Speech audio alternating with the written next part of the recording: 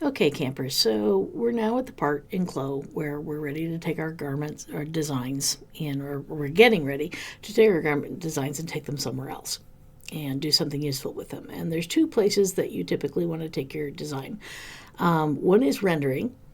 When you render a garment, you are creating a digital version of it that you can use in, say, for example, your social media post. And that is, in fact, your assignment this week, is to render your design and put it in your social media post.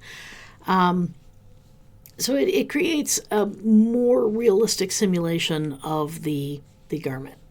Okay? And that's what rendering does. The other way that we export is pattern printing, which is what we're going to do next week. And in pattern printing, we need seam allowances and we need to stack up our designs according to grain lines and do some other things. We'll do that next week. What we're doing this time is we're doing rendering. All right, so one of the things I want to warn you about ahead of time for this week. Rendering takes time. Not that it's terribly difficult. It's not horribly difficult. It's relatively simple, one of the simpler things that we will do in CLO, but it takes a long time to render. There is no two ways about it. There's no getting around it. You're going to need to use those fans because the fans in the computers are going to kick on. They're going to start overheating, and you're going to set it to render, and then you're going to go do something, and you're going to come back later. And because it does take that much time, that's why I only have the one assignment this week, because it's just going to take you time to render. And what you're going to find is you're going to assign your fabric and pose, and then you're going to render, and then you're not quite going to like it. Something's slightly off. Okay, so now you go back, you change the fabric and or the pose again, and you render again. And again, you're going to start at rendering and walk away and then come back. It's not a difficult process, but it is a tedious one, and that's why that's the only assignment that you really have this week, is the rendering and then inserting that in your social media post, because it is going to be time-consuming. Not difficult, but time-consuming. Okay, so fair warning said, let's talk about the things you need for rendering. Two things you want to have. First of all is fabric. So you see I've chosen this polar fleece, this gray polar fleece, and I kind of like this. And I've assigned it to most of the pieces in my garment. And then I picked a double rib stitch, a green double rib stitch for my ribbing. And in fact, if I zoom in on the 3D view, you'll see that we've got something approaching a simulation of that polar fleece and that rib stitch. Okay, so the 3D window is trying to do, enough of a simulation so you get a feel for it. But now we're going to do a real simulation. All right, so here are my fabrics. I picked a polar fleece. When you pick a fabric, you go into your menu, you go into the fabric, you can search, you can browse, whatever you want. So for example, if I like this vegan fur, I can double click on the vegan fur, and the vegan fur will be added to the object browser. Okay, so that means that I can close, and I will now find the vegan fur up here in my list of fabrics that I can choose. And I can put my vegan fur. Oh, that's very furry. Well, let's have some fun with that. I'm just going to assign that vegan fur to each piece that I want it on just by dragging and dropping it onto the piece. Let's not forget our pockets here. Oh, I like that. That is so furry. Okay, so this is going to be an interesting vegan fur. So yeah, you pick your fabric out of the Cloverleaf here, out of the CLO library. And then you put it in the object browser, and then from the object browser you can drag it and drop it onto whatever objects you want it to be applied to. You will notice that if you click on one of the fabrics in the object browser, the properties window pops up, so I can change, for example, the base color. Oh, we've got a nice gray. I like that gray. Okay, and that makes that particular fabric gray, so it is now gray everywhere on my hoodie, and now I have my gray and green back. Okay, so yeah, you can make a lot of changes to here, changes to the properties of the various fabrics. Most of the time I just find something that's close and then change the color. Okay, that's the first thing you need. First thing you need, make sure you have your fabric assigned correctly to the garment pieces. The second thing you want is a pose. She's standing here with her arms out, and that's not very posy, not very model-like. So again, we go into the cloverleaf, and we'll go to the avatar, and I'm going to go to the female avatar because that's where I went before, and I'm going to go into pose.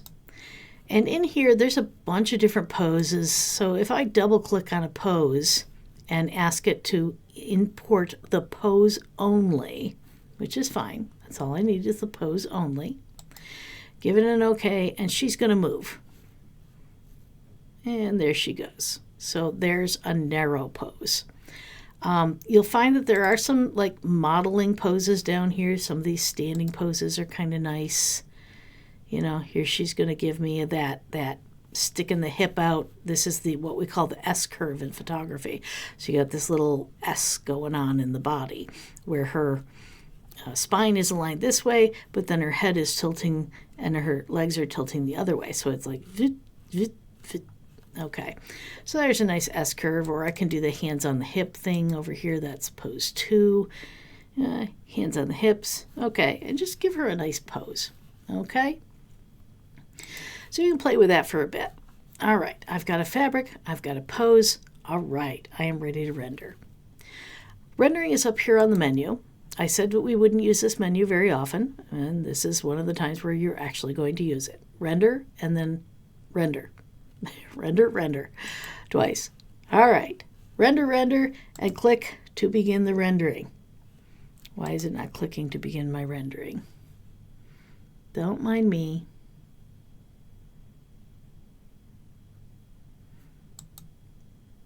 Go on, render for me. Thank you. Okay, it's updating. What it's doing in there is the previous render that I had it doing.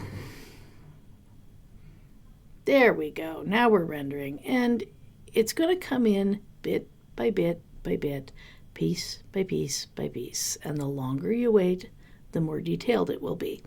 Eventually, you'll get down here and you'll see it'll stop rendering. You can see we're at 29 seconds, we're at 30 seconds, we're still at 8%. This is the part that's going to take a long time. It's going to take an especially long time because I picked a fur. Fur takes a long time to render. Other types of fabrics will not take a long time to render. And as I'm sitting here recording this video, the fan on that computer just kicked on because it is working very, very hard to do a proper rendering. But you can see how luxurious, you know, how wonderfully textured this rendering is. And we're only at, what, 25%, and it's still going. This is the image that you will use for your social media, okay? Not this one.